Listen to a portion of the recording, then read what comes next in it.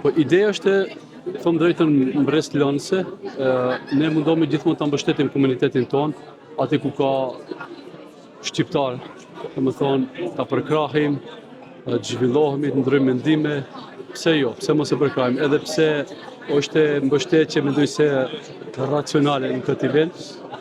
Kjo është ideja. Ne këtë zakonisht e përmendim si ure së ardhmes, që do të thotë duhet të bashkëpunojmë, mundohemi, përpara se kemi pas edhe mundësi. Tash, domethënë, nuk kemi pas edhe njerëz në përpozicione. Tash gjeneratë e re ose si më thon, fryme e re i kanë ndryshuar sendin në Zvicër.